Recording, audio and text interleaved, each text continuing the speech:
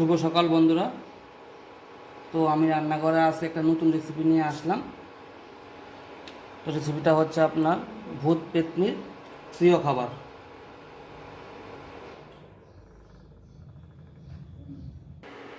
এদিকে 200 গ্রামের মতো মাসকলাই ডাল আছে।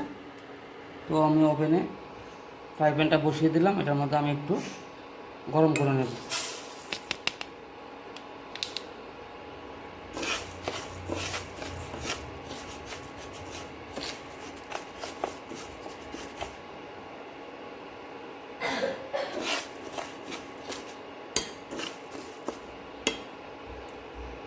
আমার ডালটা ভাজা হয়ে গেছে, এখন এটা আমি মিক্সারে মিক্সিং করে নেব। আমার মাসকলাইয়ের ডালটা মিক্সচার করা হয়ে গেছে, এভাবে দেখেন পুরো পাউডারের মতো গুঁড়ো হয়ে গেছে। তো এটা এখন আমি প্রেসার কুকারে দিয়ে দেবো, একটা সিটি দিলে চলবে। ডালটা সম্পূর্ণটা আমি প্রেসার কুকারে দিয়ে দিলাম। একটু পরিমাণ মতো নুন দিয়ে দেবো, তো একটা সিটি দিয়ে দেবো ডালটার মধ্যে। বাজার থেকে একটা কাতল মাছের মুড়ো নিয়ে আসলাম, এই মুড়োটা দিয়ে মাসকলাইয়ের ডালটা হবে। তো বন্ধুরা আপনারা সঙ্গে থাকুন, দেখতে থাকুন। মাসকলাইয়ের ডালটা সিদ্ধ হয়ে গেছে, এটার মধ্যে এখন একটু গরম জল লাগবে, গরম জল দিয়ে দিচ্ছি।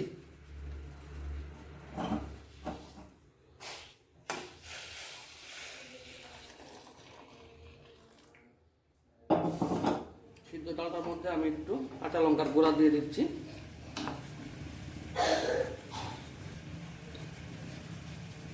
আপনার ইচ্ছা করলে কাঁচা লঙ্কাও খেতে পারেন।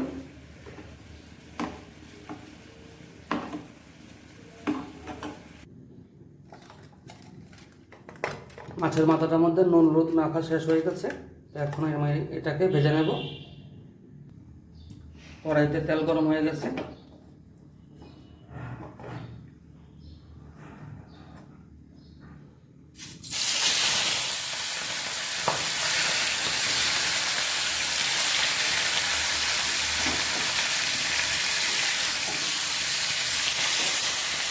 মাছ ডালটার জন্য একটা মশলা করে নেব।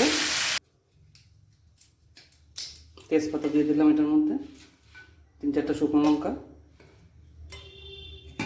আর একটু মেথি।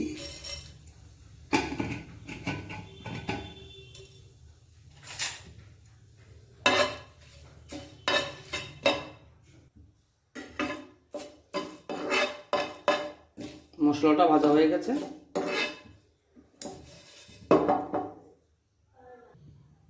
মাছের মাথাটা এদিকে ভাজা হয়ে গেছে পুরোটা। এখন আমি এটার মধ্যে দিয়ে দেব।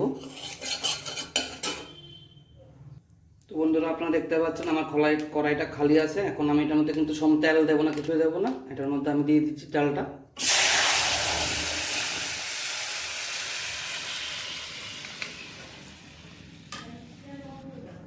তো বন্ধুরা যে মশলাটা করে রেখেছে এই মশলাটা দিয়ে দিচ্ছি।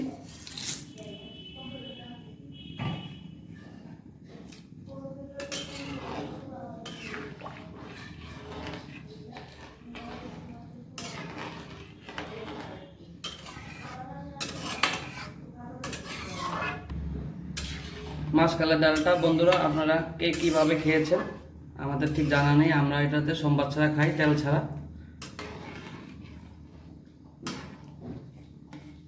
আর এই ব্লগটার শুরুতে বলেছিলাম এটা ভূত পেত্নির প্রিয় খাবার।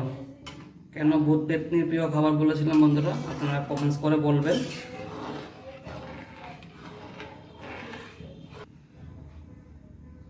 ডালটার মধ্যে মাছের মাথাটা দিয়ে দিচ্ছি।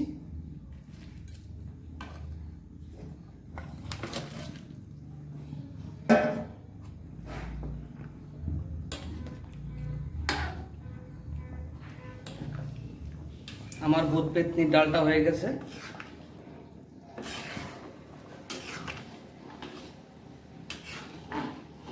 তো বন্ধুরা আপনাদের যদি ভালো লাগে লাইক করবেন, শেয়ার করবেন আর কমেন্টস অবশ্যই জানাবেন।